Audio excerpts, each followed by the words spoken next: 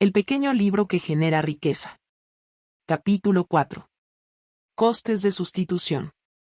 Los consumidores pegajosos no son un engorro, son de oro. ¿Cuándo fue la última vez que cambiaste de banco? A no ser que te hayas mudado recientemente, me apuesto a que la respuesta es, desde hace mucho, y no serías el único en estar atado a tu actual banco. Si hablas con banqueros, descubrirás que la rotación media de los depósitos es de alrededor del 15%, lo que implica que el consumidor medio conserva una media de 6 o 7 años su cuenta corriente con un banco. Si piensas en ello, es un largo periodo. Después de todo, el dinero es la última mercancía, y las cuentas de los bancos no varían mucho en sus características. ¿Por qué las personas no cambian de banco con frecuencia en búsqueda de mayores tipos de interés y menores comisiones? Al fin y al cabo, las personas conducirán unos kilómetros de más para ahorrarse unos centavos en cada litro de gasolina, y esos son solo $1 o $2 de ahorro por repostaje. Un banco que te cobre comisiones insignificantes por retrasos en tus pagos y similares, podría ahorrarte con facilidad mucho más que esa gasolinera alejada. Por supuesto, la respuesta es bastante sencilla. Cambiar de la gasolinera más cercana a la más barata solo te cuesta 5 o 10 minutos extra. Eso es todo. Más aún, sabes de sobra que es el único coste, porque la gasolina es gasolina. Pero cambiar de cuenta bancaria implica rellenar papeles en la nueva entidad bancaria, y es probable que tengas que cambiar todos los pagos domiciliados. Así que en definitiva el coste conocido es más que unos minutos.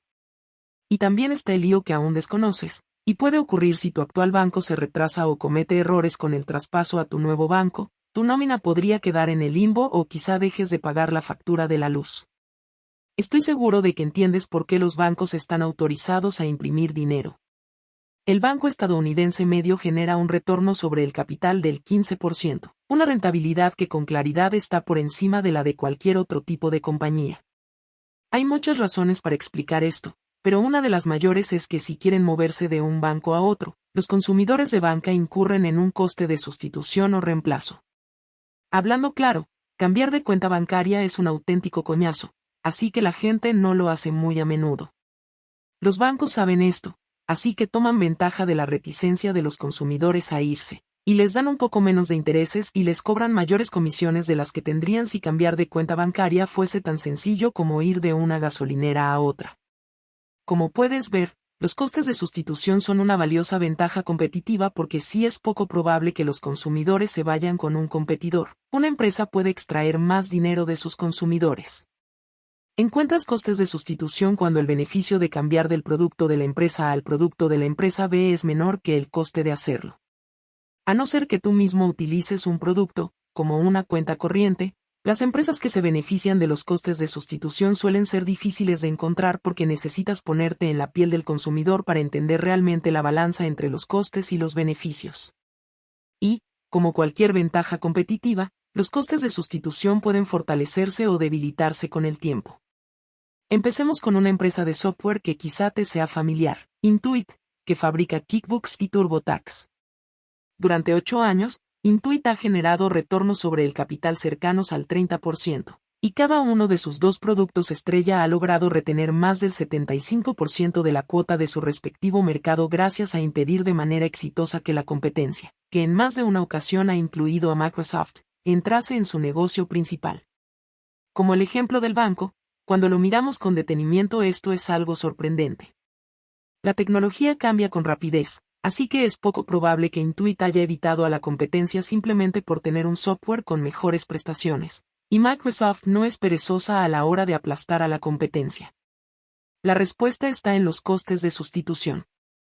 Aunque sin duda decisiones estratégicas de Intuit, como enfocarse en la fácil usabilidad y en tener un amplio menú de versiones de software para adaptarse a diferentes consumidores, han ayudado a la compañía. Una razón de peso por la que Intuit ha mantenido su cuota de mercado en estos dos productos es porque para los usuarios de QuickBooks y TurboTax hay elevados costes de sustitución.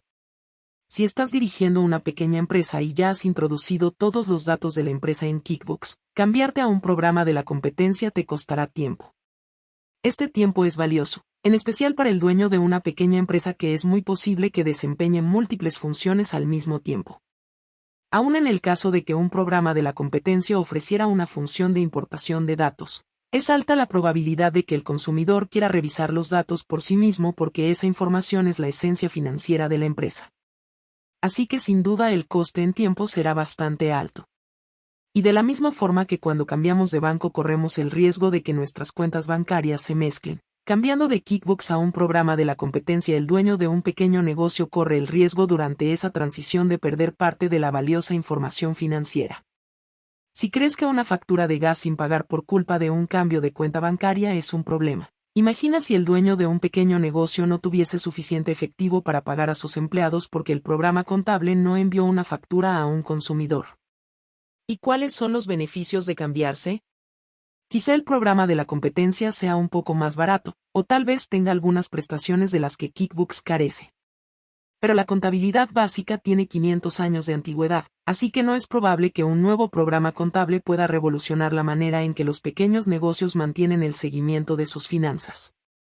Ponderando ambos lados, es difícil ver cómo los beneficios de cambiarse pueden superar los costes, que es por lo que Intuit ha dominado el mercado durante años, y es muy posible que continúe dominándolo.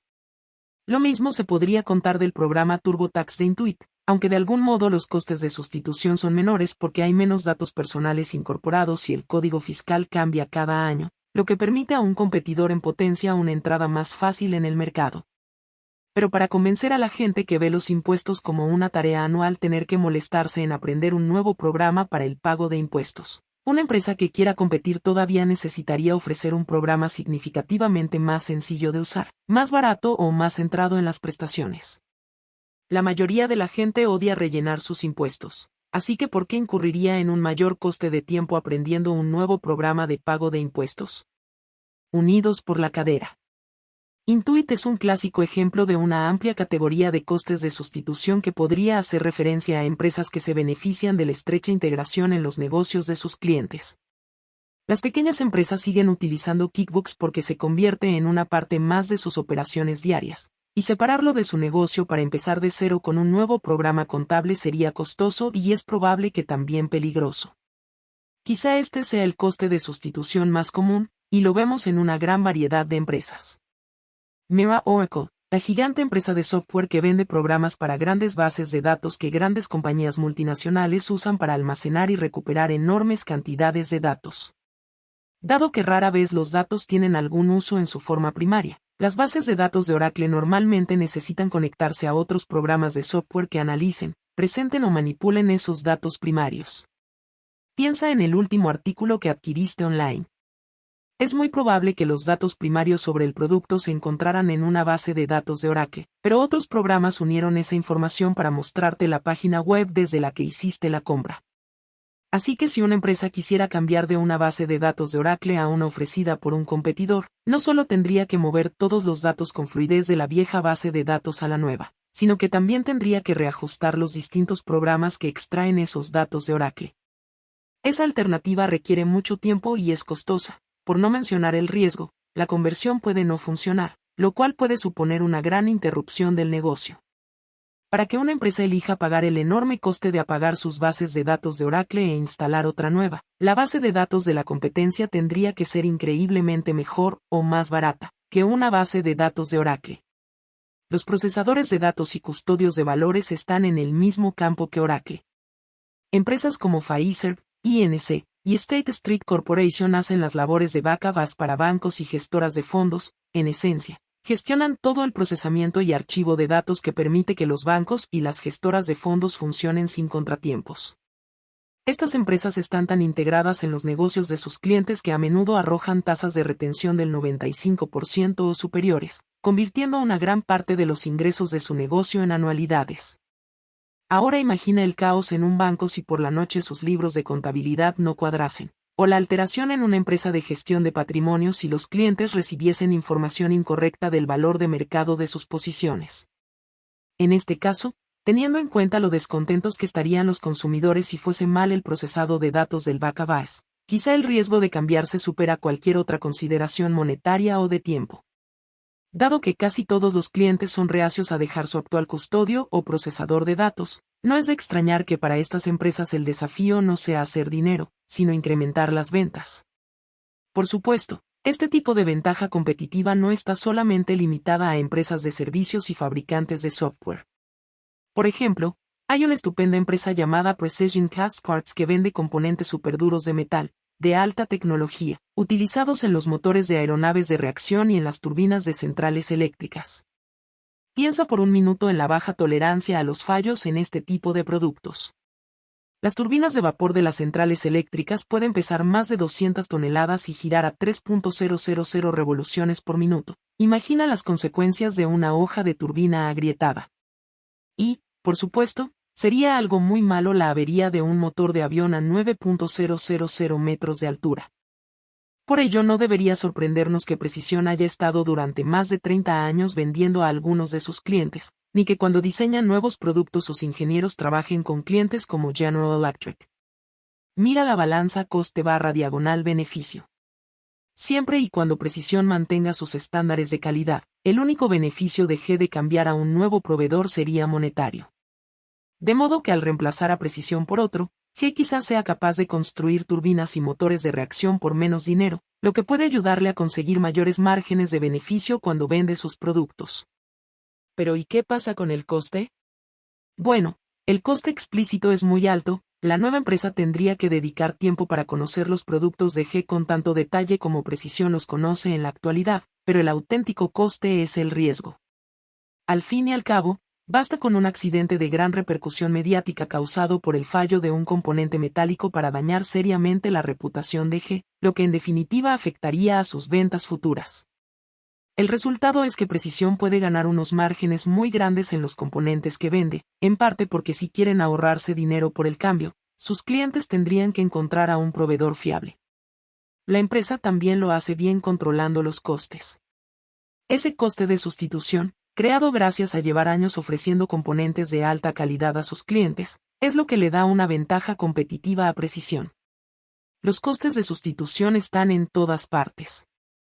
Lo maravilloso de los costes de sustitución es que aparecen en toda clase de industrias.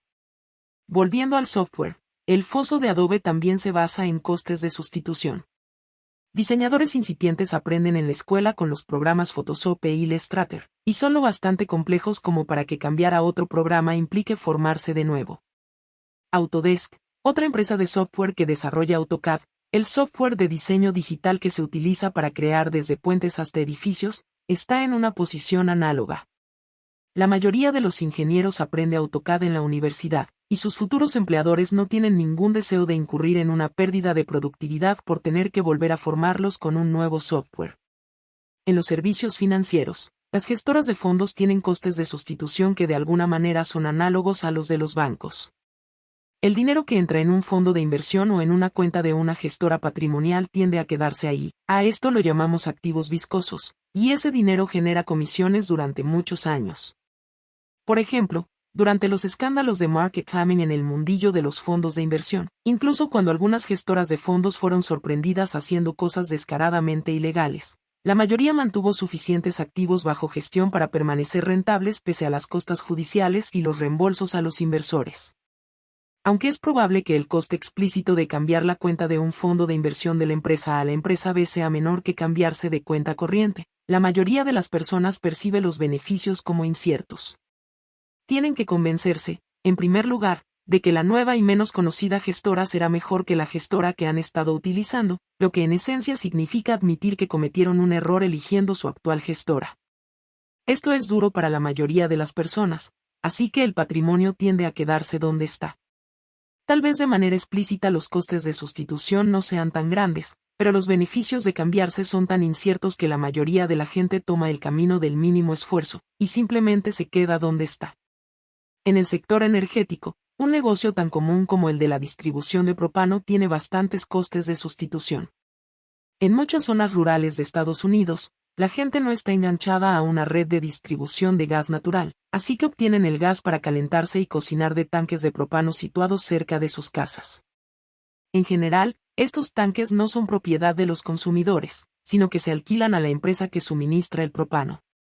Así que si un nuevo proveedor de propano se acerca con un mejor precio y el consumidor llama a su proveedor existente para cancelar el servicio, el actual proveedor tendrá que sustituir el tanque por uno nuevo, lo que es una gran molestia. Sobra decir que la gente no cambia muy a menudo de distribuidor de propano, en especial porque si se cambia a un competidor, el distribuidor actual suele cobrar una comisión.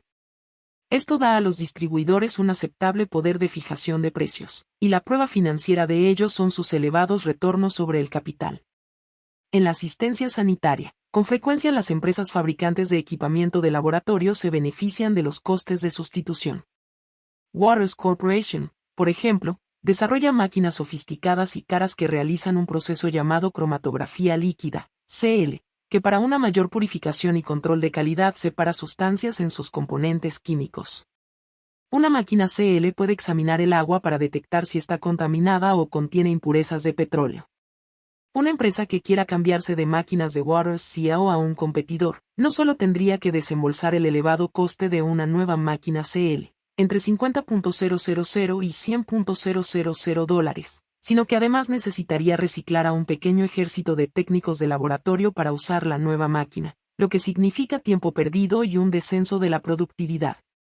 Dado que el proceso de CL requiere de un constante uso de consumibles que son extremadamente rentables para Waters, puedes ver que estos costes de sustitución ayudan a Waters a conseguir extraordinarios retornos sobre el capital de alrededor del 30%.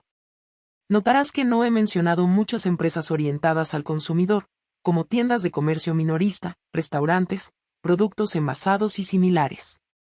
Eso se debe a que la principal debilidad de estas compañías son sus bajos costes de sustitución.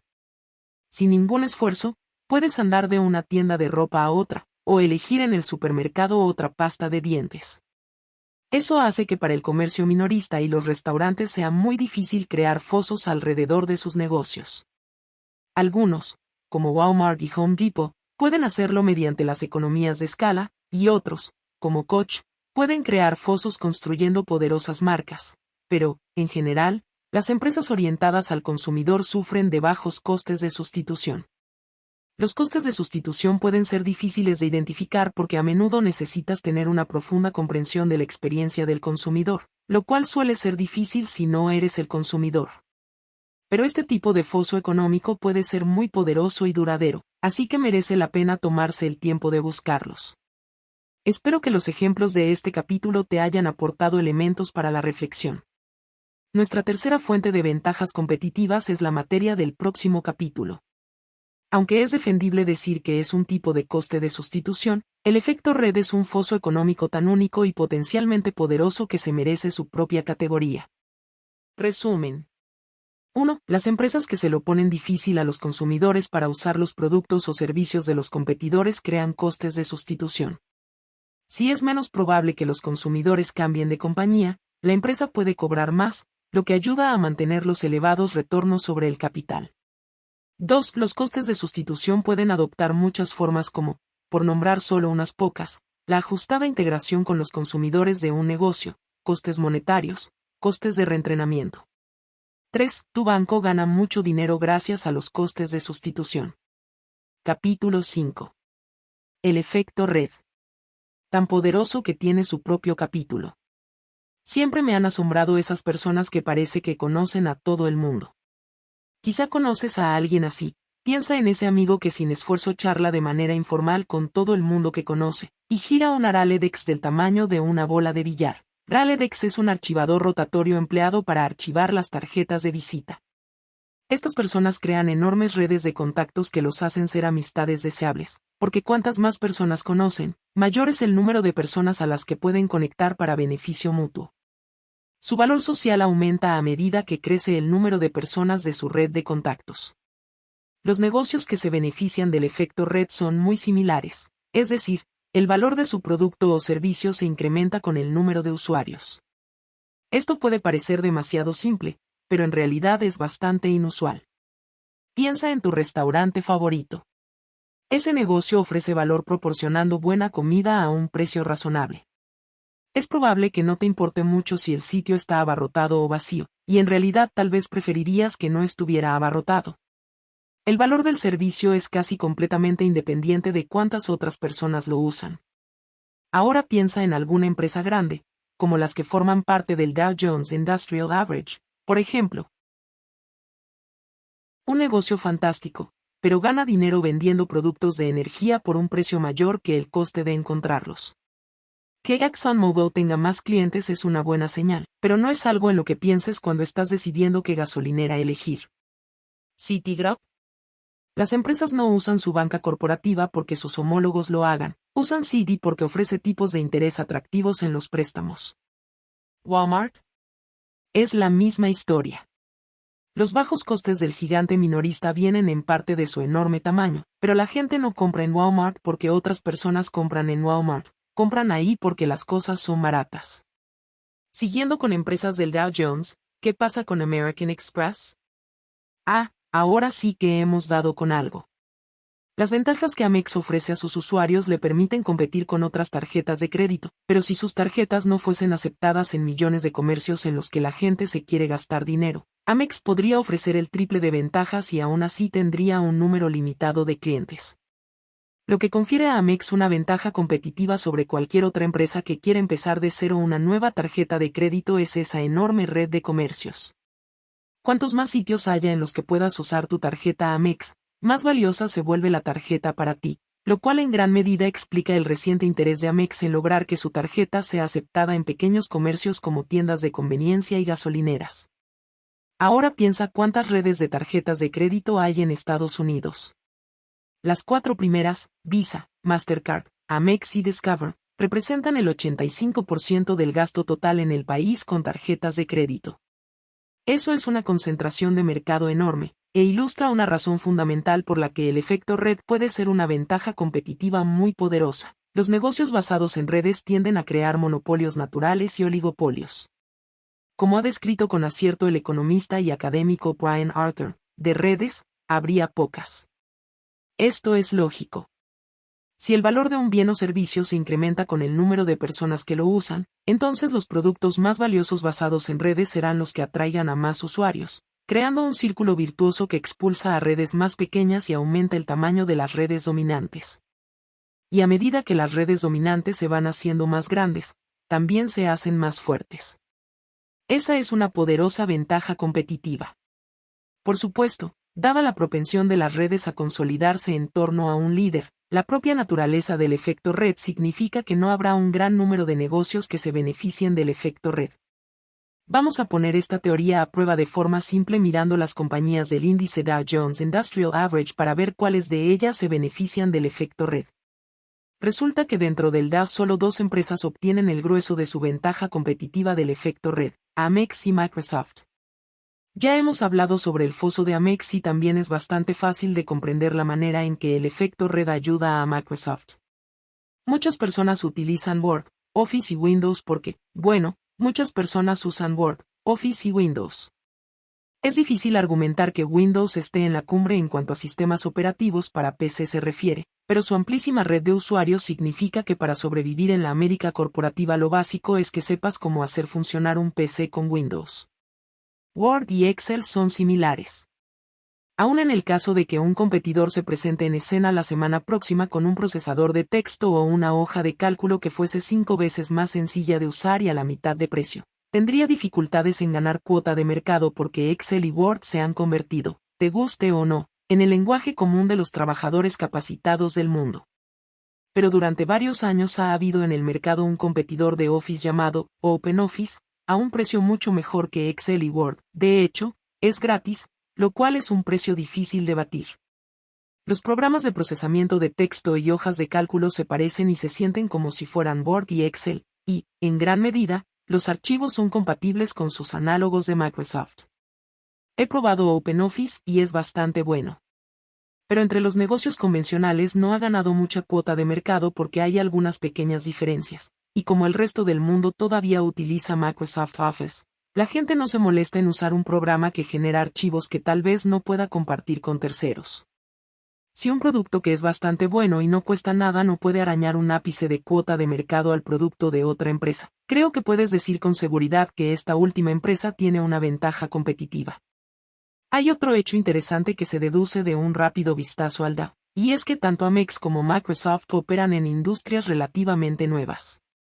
Al fin y al cabo, las tarjetas de crédito han estado presentes apenas unas décadas, y la industria del PC es todavía más joven. A medida que observes empresas basadas en redes, te darás cuenta de que no es casualidad. El efecto red es mucho más común entre los negocios basados en información o transmisión de conocimiento que entre los negocios basados en bienes físicos. Esto es así porque la información es lo que los economistas llaman un bien no rival.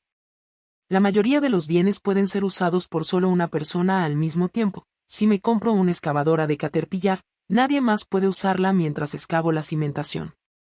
Este tipo de bienes se llaman bienes rivales. Pero puedo utilizar la red de pagos de Amex al mismo tiempo que millones de dueños de tarjetas, de la misma forma que todas esas personas podrían usar al mismo tiempo la bolsa de Nueva York, New York Stock Exchange, para saber cuánto cuestan unas acciones de American Express. Que una persona use la red de Amex o la bolsa de Nueva York no impide a otros usar esas redes, y, de hecho, cuantas más personas utilicen esas redes más valiosas serán para otros. El resumen es que es más probable encontrar el efecto red en negocios basados en compartir información o conectar usuarios entre sí que en negocios que lidian con bienes físicos, rivales. Como veremos más tarde en este capítulo, este no siempre es el caso, pero sí es una buena regla general. Llegados a este punto, imagino que ya tienes una idea clara de por qué los efectos de red son una ventaja competitiva tan poderosa. Antes de que los usuarios viesen más valor en la nueva red y se cambiasen de la actual, una empresa rival tendría que replicar la red, o al menos acercarse. En general, esos son palabras mayores. Si se dan las circunstancias apropiadas, puede suceder, como veremos más adelante en este capítulo cuando analicemos plazas financieras, pero por lo general los negocios basados en redes son bastante duraderos. Para ver por qué, echemos un vistazo a un negocio que apenas tiene una década de vida pero que ya se ha convertido en el ejemplo canónico del efecto de red, eBay. Redes en acción. Decir que eBay domina el mercado de subastas online de Estados Unidos es como decir que Ansel Adams tomó algunas fotografías decentes de los parques nacionales estadounidenses. Decir que domina es ser moderado.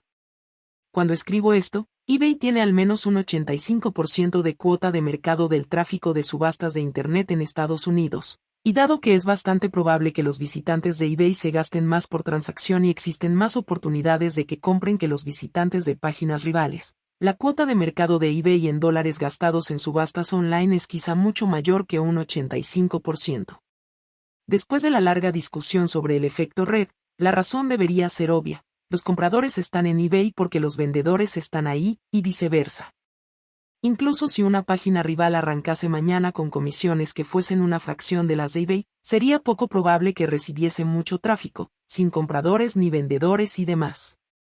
Y los intrépidos primeros usuarios no tendrían el beneficio del feedback del sistema de puntuación de eBay, diciéndoles de que otros usuarios pueden fiarse para realizar una transacción, ni tampoco les asegurarían conseguir el mejor precio dada la escasez de otros usuarios.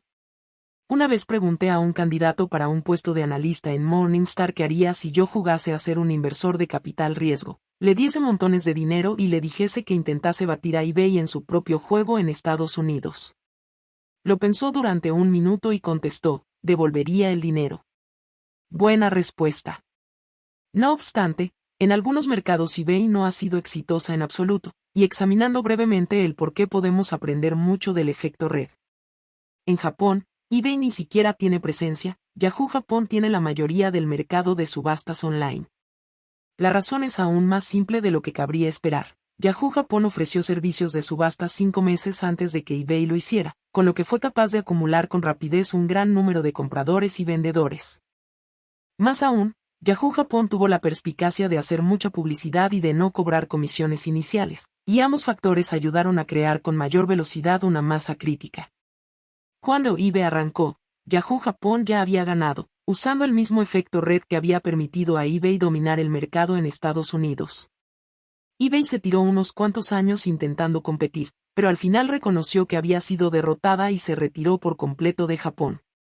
Si las experiencias de eBay en Estados Unidos y Japón son ejemplos precisos de cómo una ventaja temprana puede construirse a sí misma cuando las economías de redes entran en juego, las penas de la empresa en China muestran que no siempre ser el primero es suficiente. En algunas ocasiones, incluso los fosos basados en el efecto red pueden ser vencidos. Hace unos años, en un momento eBay operaba la página de subastas online más grande de China, con una cuota cercana al 90% del tráfico.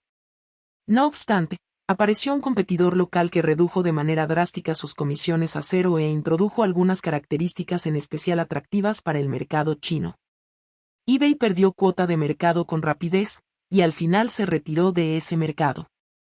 Aquí la lección es que en un mercado de fuerte crecimiento con preferencias de los consumidores que todavía se están formando sobre un nuevo tipo de servicio, en este caso subastas online, el efecto red puede ser el blanco de un ataque exitoso. Por supuesto, la lenta respuesta de eBay a las amenazas de la competencia no ayudó, como tampoco lo hizo el hecho de que en esta ocasión el competidor fuera una empresa china y ganase por lo tanto cierta ventaja por ser considerada como el héroe local.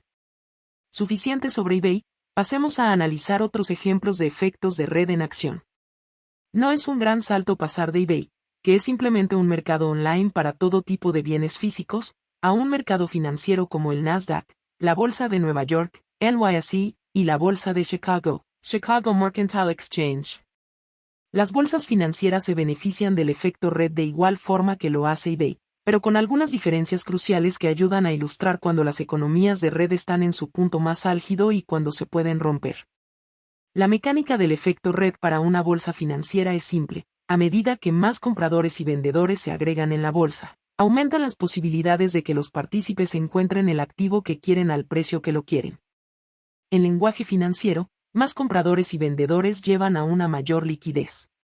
La liquidez puede ser amplia, lo que significa que los partícipes comercian con una amplia variedad de activos, y puede ser profunda. Es decir, que los partícipes pueden negociar un gran volumen de activos sin afectar al precio de cotización. Parece un negocio fantástico, ¿verdad? Deja que el efecto red emplee su magia para crear un buen fondo de liquidez, amplia y profunda al mismo tiempo, y verás cómo llegan los beneficios. En realidad, eso no es una mala descripción de mercados de futuros como la Bolsa de Chicago, el MEC, y la Bolsa de Nueva York, NYSE, que son empresas muy rentables con amplios fosos debido a su liquidez inducida por su red. Por desgracia, la historia es un poco más complicada, porque aunque cuenten con grandes fondos de liquidez, las bolsas que negocian principalmente acciones, como el NYSE y el Nasdaq, tienen ventajas competitivas mucho más débiles. De hecho, en los últimos años los mercados de valores han visto descensos en sus retornos sobre el capital a medida que se ha introducido competencia, mientras que los mercados de futuros han mantenido unos beneficios muy sólidos. Esto se debe a que los contratos de futuros son cautivos de un mercado específico. Si compras un contrato de futuros en el NYMEX o en MEC también tienes que venderlo ahí. La razón de esto es complicada, así que confía en mí. Los mercados de futuros pueden extraer mucho más valor de sus partícipes porque ejercen mucho más control sobre cada transacción. Por otro lado, las acciones pueden ser compradas y vendidas en una amplia variedad de mercados, lo que provoca una competencia de precios mucho mayor. Un inversor profesional puede comprar 1.000 acciones de IBM en el NYSE y venderlas en cualquiera de la otra media docena de mercados en los que también se negocian acciones del gigante azul si uno de esos otros mercados ofrece un precio mejor. Gracias a que el fondo de liquidez de acciones de IBM no está limitado a ningún mercado, ninguno de ellos se beneficia tanto del efecto red como lo hacen los mercados de futuros. La lección aquí es que para que una empresa se beneficie del efecto red necesita operar una red cerrada, y cuando redes que antes eran cerradas se abren, el efecto red puede desvanecerse en un abrir y cerrar de ojos. Cuando estás evaluando si una empresa se puede estar beneficiando de economías de red, una buena pregunta para formular es, ¿cómo puede esa red abrirse a otros partícipes? Pasando de mercados de valores y futuros a otras industrias, también vemos activo el efecto red en otras muchas áreas del mercado. La empresa de transferencia de dinero Western Union es un buen ejemplo, y el valor para los usuarios de su red se manifiesta en el hecho de que pese a que su red es 3 veces más grande que la de su competidor más cercano, Western Union procesa un número de transacciones 5 veces superior. En otras palabras, Western Union genera, de media, más negocio por cada localización porque sus usuarios pueden enviar dinero a más sitios de los que podrían si usasen a la competencia. Este es un efecto común de los negocios basados en redes. El beneficio de tener una red mayor es no lineal, lo que significa que el valor económico de la red se incrementa a una tasa mayor que su tamaño absoluto. Puedes hacerte una idea de esto mirando los cuadros 5.2 y 5.3, que comparan el número de nodos de una red, análogo al número de localizaciones de Western Union, con el número de conexiones entre esos nodos. Es bastante increíble ver cuán rápido crece el número de conexiones a medida que uno va añadiendo más nodos. En términos prácticos, puedes ver con claridad cuán atractivos son los aspectos económicos. Si un negocio basado en una red incrementa su capital invertido, digamos, un 50% para expandir su número de nodos de 20 a 30, aumenta el número de conexiones casi un 130%, de 190 a 435. Por supuesto, con este tipo de análisis debes tener cuidado porque son muy altas las probabilidades de que no todas las conexiones de una red sean igual de valiosas para todos los usuarios.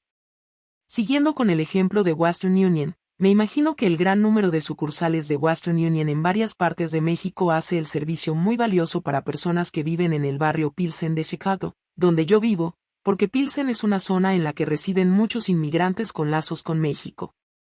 Pero no creo que en Pilsen haya muchos residentes que envíen dinero a Dubái o Daca, así que esas conexiones particulares, nodo a nodo, para la mayoría de los residentes en Pilsen no son tan valiosas. Es justo decir que para sus usuarios, el valor de una red está más ligado al número de conexiones que al número de nodos, pero es probable que a medida que el número de conexiones se vuelve extremadamente grande, disminuya la relación valor por conexión.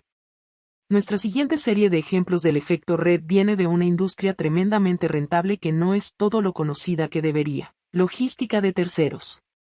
Puede parecer aburrido, pero retornos sobre el capital del 40% combinados con tasas de crecimiento del 20 al 30% durante más de una década debería despertar tu curiosidad.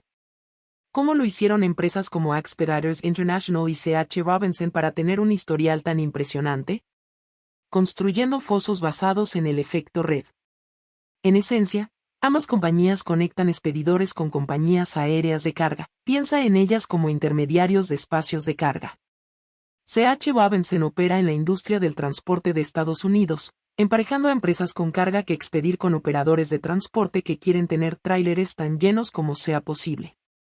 Cuanto mayor sea el número de remitentes con los que C.H. Robinson tenga relaciones, más atractiva será la empresa para los operadores de transporte ávidos de carga, y viceversa. Este es un ejemplo de manual del efecto red, y también es una ventaja competitiva muy poderosa. Expeditors International es un poco diferente. La empresa opera en el ámbito internacional y es más que un mero intermediario. En esencia, los clientes de la empresa le piden que transporte mercancías cruzando fronteras en un determinado plazo, y Expeditors controla los detalles.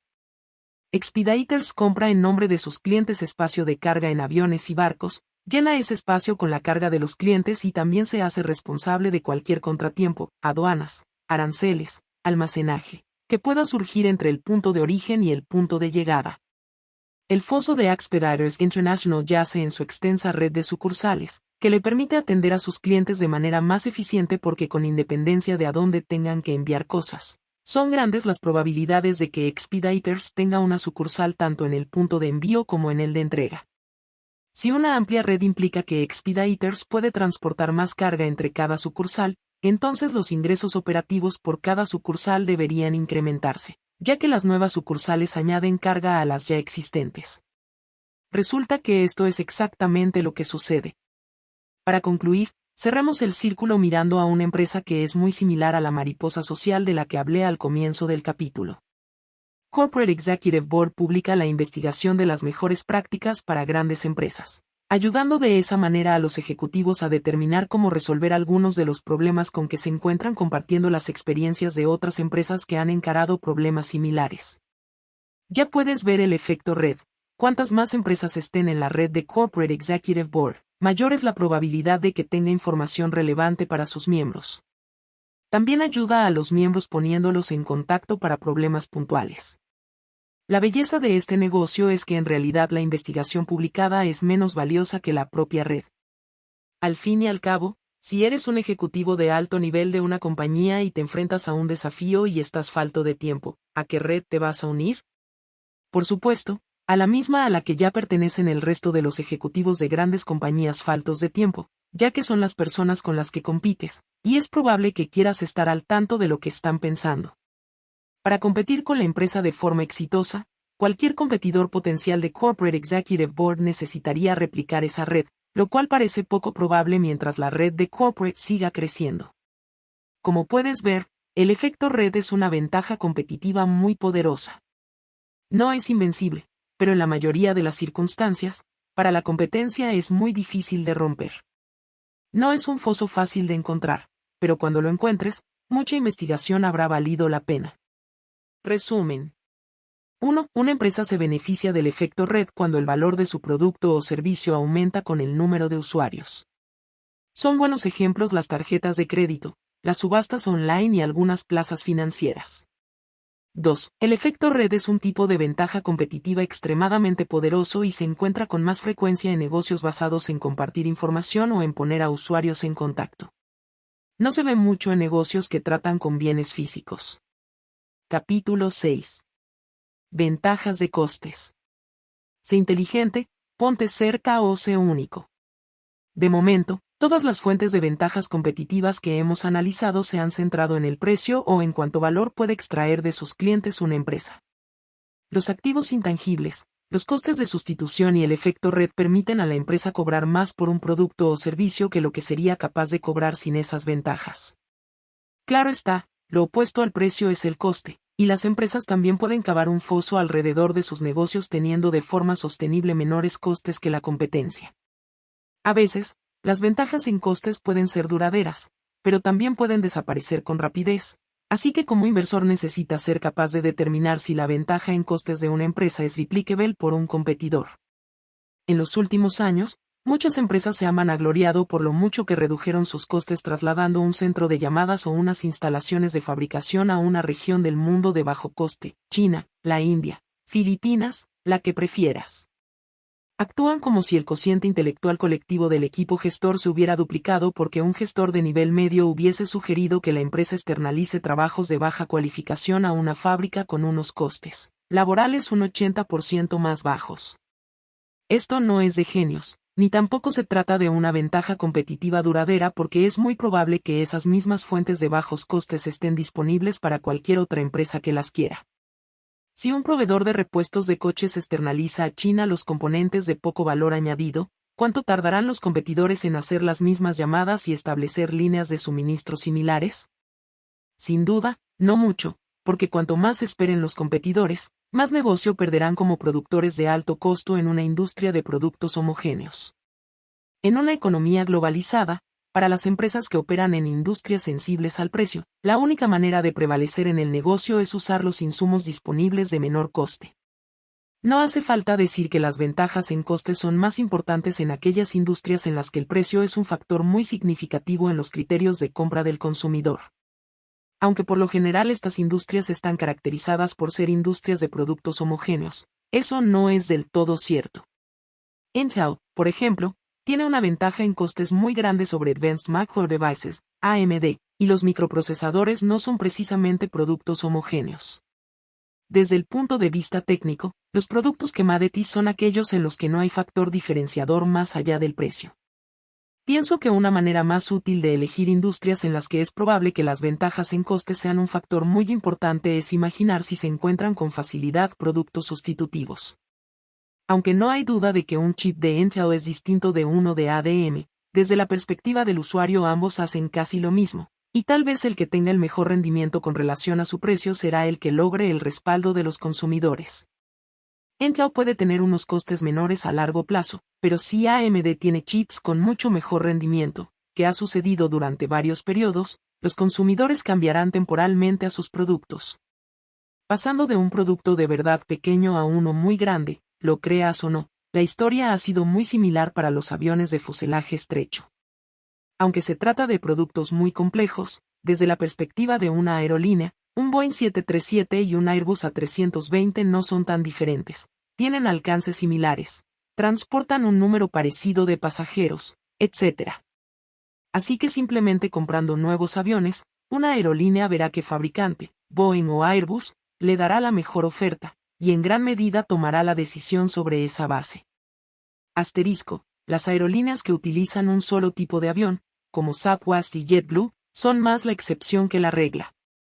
Lo mismo puede decirse de los fabricantes estadounidenses de automóviles con relación a sus homólogos japoneses. Nadie confundiría un Ford Taurus con un Honda Accord, pero sirven casi para la misma función, De modo que el que se hace con el mercado es el vehículo más barato, y que quizás se rompa menos. Los costes importan mucho a los fabricantes porque en la decisión del comprador el precio es un factor muy importante. Las ventajas en costes pueden provenir de 4 fuentes: procesos más baratos, mejores localizaciones, activos únicos y mayor escala. A su vez, las ventajas en costes basadas en escala pueden derivarse de muchas fuentes. Y son tan importantes de comprender que he dedicado por entero el capítulo 7 para ayudarte a entender cuando más grande es de verdad mejor. En este capítulo repasaremos los otros 3 tipos de ventajas en costes. Una ratonera mejor.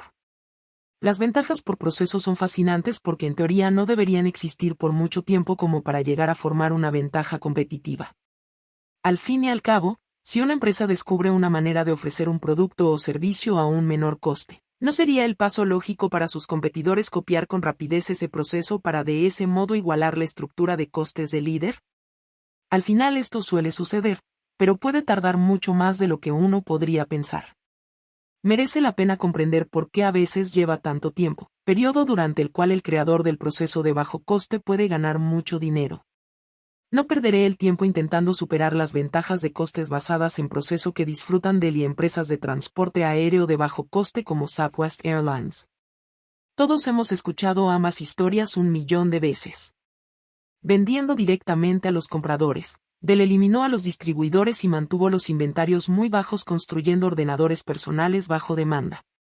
Southwest voló tan solo en un tipo de avión, minimizando el tiempo en tránsito, en el argot aéreo, turnos rápidos, y cultivando a los trabajadores una cultura que premia el ahorro. Lo que resulta interesante no es tanto el modo en que Dell y Southwest vendieron PC y asientos de avión a precios muy inferiores que los de la competencia, sino por qué fueron capaces de hacerse con sus respectivos mercados cuando sus procesos de bajo coste eran un asunto de dominio público. Las respuestas son distintas en cada caso, sin embargo, no dejan de ser instructivas. En el caso de Southwest, las nuevas aerolíneas, las principales, no copiaban su proceso de bajo coste por una serie de razones.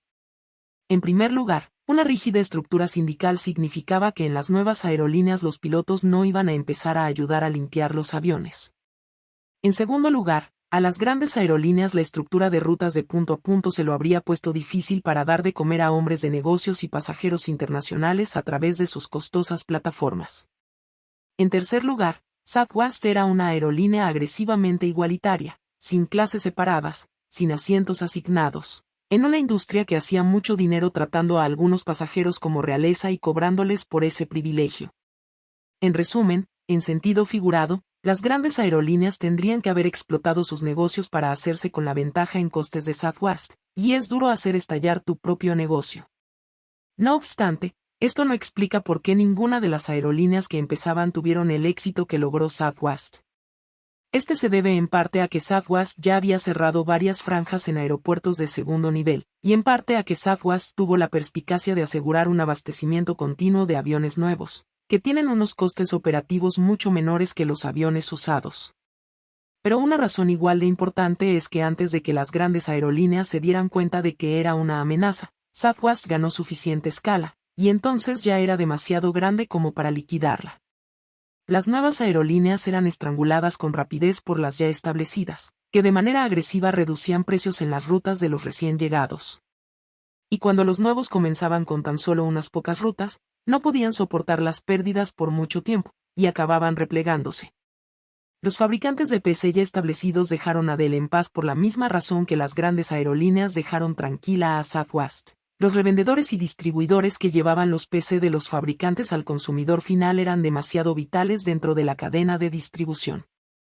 IBM o Compaq, o cualquier otro que hubiese intentado imitar a Dell, tendrían que haber destruido su negocio para competir en los mismos términos. Pero, ¿por qué nuevas empresas no copiaron el modelo de negocio de Dell? De hecho, en los años 90, un par de empresas de PC, Micron y Gateway, intentaron copiar el modelo de negocio de Dell, pero ambas fracasaron de forma miserable. Micron estaba demasiado ocupada tratando de gestionar otras líneas de negocio para replicar de manera eficaz la supereficiente cadena de abastecimiento de Dell, y Gateway abrió tiendas de distribución en una apuesta por diferenciarse del resto e introducirse en el mercado de consumidores. Es difícil de creer ahora, pero hasta finales de 1996, en términos de tamaño y rentabilidad, Dell y Gateway eran comparables. Más adelante, a medida que Dell minimizaba su inventario hasta niveles nunca vistos y Gateway abría tiendas en pequeños centros comerciales, sus caminos se desviaron con claridad. Antes de intentar extraer algunas conclusiones, veamos otro par de compañías con una ventaja en costes basada en procesos. Tanto Nucor como Steel Dynamics operan miniacerías, que, sin entrar en tecnicismos, emplean un proceso para fabricar acero que es mucho más barato que el de las viejas acerías integradas gestionadas por empresas como US Steel y Bethlehem Steel. Nucor apareció en escena en 1969 fabricando productos de acero de baja calidad, y ganó con rapidez cuota de mercado de las acerías integradas con menores costes y una producción más flexible. Steel Dynamics comenzó a mediados de los 90 fundada por exalumnos de Nucor, y en la actualidad es el productor de acero de más bajo coste en Estados Unidos. Su principal proceso es igual que el de Nucor, pero su tecnología es 25 años más joven. En este ejemplo, tanto Nucor como Steel Dynamics tomaron ventaja de una nueva tecnología que los operadores ya establecidos de acerías integradas eran incapaces de implementar porque ya habían invertido miles de millones en sus operaciones existentes, y simplemente no podían desecharlas para empezar de nuevo. Y mientras que los nuevos competidores del mercado del acero pueden, y de hecho hicieron, empezar empresas con un proceso similar de miniacerías, las viejas acerías integradas se dieron tanta cuota de mercado que Nucor y Steel Dynamics, junto con otras nuevas miniacerías, pudieron lograr unos bastante respetables retornos sobre el capital. Ahora avancemos con rapidez al presente los tres casos, Southwest, Dell y las miniacerías. Los tres siguen siendo negocios decentes, pero hoy sus fosos son más débiles de lo que eran hace 5 o 10 años. ¿Por qué? Southwest todavía tiene una estructura de costes más barata que cualquiera de las grandes, en realidad, algo no muy complicado de lograr, pero se enfrenta a competidores como JetBlue y AirTran que han sido capaces de tener acceso a aviones más nuevos y hangares más baratos en aeropuertos de segundo nivel. Además, la debilitada salud financiera de las grandes aerolíneas hizo que ganar escala fuera más fácil para las aerolíneas de bajo coste. Las grandes aerolíneas estaban teniendo tantos problemas para mantenerse a flote que no podían destinar sus recursos a aplastar a los advenedizos. Así que los nuevos operadores de bajo coste han sido capaces de copiar partes importantes de la fórmula secreta de Southwest e igualarla en costes. Mientras tanto, Dell todavía es el fabricante de PC de mejor coste, pero su ventaja se ha reducido de manera considerable a medida que rivales como Hewlett-Packard han reconfigurado sus negocios para reducir costes, y los operadores de alto coste como IBM han vendido sus negocios de PC a propietarios más inteligentes, como Lenovo. Dell apenas cuenta con una ventaja en costes en los portátiles, y a menudo a muchos consumidores no muy familiarizados con la tecnología les preocupa comprar un ordenador sin la supervisión de un amable vendedor en una tienda minorista. Por último, las miniacerías se están encontrando con una seria competencia de firmas globales como ArcelorMittal, que tiene acceso a varias explotaciones de acero de muy bajo coste en distintos lugares de países en vías de desarrollo. Los costes laborales en Kazajistán, por nombrar una acería de ArcelorMittal, son bajísimos. A medida que han disminuido los obstáculos al comercio y ha emergido la nueva competencia con gigantescas economías de escala, han disminuido las ventajas en costes de las miniacerías. El resultado de todos estos casos es que las ventajas en costes basadas en procesos pueden crear un foso temporal si es poco probable que las empresas establecidas las repliquen de inmediato y si los nuevos partícipes o bien no pueden copiar el proceso, o bien es posible que hacerlo destruya las dinámicas económicas de su negocio. Pero fíjate en que el éxito de dos de nuestros ejemplos, Dell y Southwest, estaba en parte basado en la inacción, o mala estrategia, en el caso de Gateway, de competidores potenciales.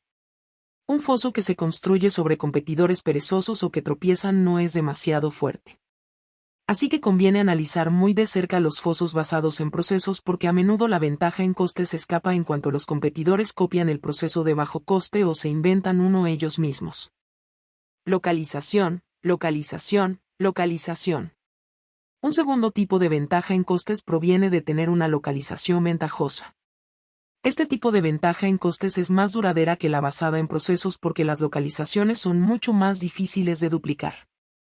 Esta ventaja se presenta de manera más frecuente en productos homogéneos que son pesados y baratos, la ratio de valor sobre peso es baja, y que son consumidos cerca de donde son producidos. Primero, volvamos a las empresas de transporte de basura y los productores de agregados, esos negocios de andar por casa pero tremendamente rentables que vimos en el capítulo 3. Además de tener fosos regulatorios, dado que pocas comunidades quieren un nuevo vertedero o una cantera de gravilla en su vecindario, este tipo de negocios también tiene una sólida ventaja en costes basada en su localización. Cuanto más tenga que desplazarse un camión de la basura hasta el vertedero o un camión volquete lleno de gravilla tenga que desplazarse hasta una obra en construcción, mayor es el coste de verter la basura o entregar la gravilla. Así que casi siempre, las empresas con vertederos y canteras localizadas cerca de sus clientes tienen menores costes, lo que significa que los competidores tienen difícil irrumpir en sus mercados. Podemos verlo con claridad al analizar en la cantera las cifras económicas de una empresa de agregados. En la cantera, las piedras, la arena y la gravilla cuestan unos $7 por tonelada, y en la parte trasera de un camión cuando están siendo transportadas hasta la zona de entrega, entre 0,10 y 0,15 centavos de dólar por tonelada por cada 1,6 kilómetros recorridos. Así que un incremento en la distancia de transporte de apenas 8 u 11 kilómetros aumenta los costes un 10%, que se traslada al consumidor. En la práctica, estos costes se traducen en que las empresas de agregados tienen un pequeño monopolio sobre los consumidores de la construcción localizados bastante cerca de la cantera, y relativamente poca competencia en un radio de 80 kilómetros, que es más o menos el mercado potencial de una cantera. Las fábricas de cemento tienen dinámicas económicas similares y una capacidad parecida para fijar precios alrededor del radio de una fábrica de cemento. ¿Alguna vez te has preguntado por qué a menudo ves una vieja fábrica de cemento cerca del centro de una ciudad o en algún otro sitio incongruente? Es porque es muy probable que esa planta sea la productora de cemento de más bajo coste que suministre a todos los proyectos de construcción de la zona, y sin duda es muy rentable, lo que significa que paga muchos impuestos, y eso ayuda a su dueño a defenderse de políticos que quizá quieren edificar apartamentos en ese terreno. De la misma forma que las canteras, las fábricas de cemento a menudo crean pequeños monopolios en sus inmediaciones más cercanas. Algunas empresas de acero, aunque no todas, también tienen menores costes basados en localizaciones difíciles de replicar. Por ejemplo, PASCO, la antigua empresa estatal, domina el mercado del acero en Corea del Sur, controlando aproximadamente el 75% de la producción del país. Aunque PASCO tiene que importar materias primas, lo que daña a los costes, su localización en la misma península de Corea, con la gigantesca industria del automóvil y de construcción naval, le da una ventaja en costes de transporte. Además, PASCO está localizada a tan solo un día en barco de China, lo que se traduce en que puede suministrar a los consumidores chinos a un coste menor que las acereras brasileñas o rusas, con menores costes de insumos pero costes de transporte mucho mayores. A medida que los fabricantes de acero chinos aumenten la cadena de calidad y sean capaces de producir mayores cantidades de acero de alta calidad, esta ventaja podría irse erosionando, pero en el pasado reciente ha sido bastante poderosa. Es mío, todo mío. Un tercer tipo de ventaja en costes, que en general está limitada a los productos homogéneos tipo commodity, es el acceso a un recurso único, de primera clase. Si una empresa tiene la suerte de poseer un recurso con menores costes de extracción que ningún otro productor comparable, a menudo puede tener una ventaja competitiva. Ultra Petroleum, por ejemplo, es una empresa energética de tamaño medio que puede producir y vender gas natural a un precio bajísimo debido a algunas ventajosas propiedades en una parte de Wyoming. La compañía compró los terrenos a un precio muy barato antes de que su potencial fuese reconocido, y como resultado es aproximadamente el doble de rentable que el productor de gas natural medio de Estados Unidos. Por ejemplo, alrededor de $7 millones es lo que cuesta taladrar la mayoría de los pozos de Ultra, mientras que taladrar los pozos de reservas comparables en otros lugares de Norteamérica cuesta a las otras compañías entre 17 y $25 millones. Esa es una enorme ventaja en costes que le permite a Ultra generar uno de los más altos retornos sobre el capital de las empresas energéticas que cubrimos en Morningstar. Otra empresa con este tipo de ventaja de costes es una inusual pequeña compañía llamada Campes Minerals, que opera en la en verdad excitante industria de sal de roca, que Morningstar ha cubierto durante unos años. Piensa en el deshielo de autopistas, no en condimentar patatas fritas. Resulta que Campes posee una mina en Ontario, llamada Goderich, que debido a su geología única y su gigantesco tamaño produce sal de roca a uno de los costes más bajos del mundo, La veta en la que se mina en la actualidad tiene un grosor de más de 30 metros. Campes se beneficia también de la localización de la mina de Goderich dentro del lago Hurón, permitiendo a Campes enviar sal al medio oeste estadounidense a un coste muy bajo a través de ríos y canales. Dado que la sal es bastante barata, los bajos costes de transporte se añaden a la ventaja competitiva de Campes y también ayuda a estar cerca de una fuente de demanda muy estable, de media. El medio oeste estadounidense tiene un clima invernal bastante duro. Si buscas con detenimiento, descubrirás que este tipo de ventaja competitiva no está limitada a empresas que cavan en el suelo. Mira Aracruz Celulose, una empresa brasileña que no solo resulta ser el mayor fabricante de pulpa de papel del mundo, sino que también es el productor de menor coste. ¿Por qué? Bueno, es bastante fácil. En Brasil, los árboles de eucalipto que utiliza para la pulpa crecen más rápido que en ningún otro lugar del mundo. En Brasil, un plantón madura en unos 7 años, comparado con 10 años en el vecino Chile y más de 20 años en climas templados, como en Estados Unidos. No es difícil ver que si los recursos de Aracruz se regeneran cada 7 años mientras que los árboles de la competencia tardan en crecer entre un 50 y un 200% más de tiempo, entonces Aracruz será capaz de producir más pulpa con menos capital invertido que ningún otro. ¿Es barato, pero dura? Las ventajas en costes pueden ser fuentes muy poderosas de ventajas competitivas, pero es muy probable que algunas duren mucho más que otras. Por lo general, las ventajas basadas en procesos implican llevar un seguimiento cercano porque aun en el caso de que duren cierto tiempo, a menudo se debe a alguna limitación temporal en la capacidad del competidor para copiar el proceso. Una vez que esa limitación desaparece, con rapidez el foso puede volverse mucho más estrecho. Desde un punto de vista analítico, las ventajas de costes basadas en la localización y las basadas en poseer activos únicos son mucho más duraderas y fáciles de descubrir. A menudo las empresas con ventajas en localización crean pequeños monopolios y, por definición, los depósitos de primera calidad de recursos naturales son muy difíciles de replicar. Por supuesto, el rey de las ventajas de costes es la escala. Las ventajas de escala pueden crear fosos económicos extremadamente duraderos. Pero ¿y de verdad cuando más grande mejor? Ese es el tema del capítulo siguiente. Resumen. 1. Las ventajas en costes son más importantes cuando el precio es un factor muy importante en la decisión de compra del consumidor. Pensar en si el producto o servicio tiene un sustitutivo disponible con facilidad te orientará hacia industrias en las que las ventajas en costes pueden crear fosos. 2. Procesos más baratos. Mejores localizaciones y recursos únicos pueden crear ventajas en costes, pero mantén el ojo atento a las ventajas basadas en procesos. Lo que una empresa puede inventar, otra lo puede copiar.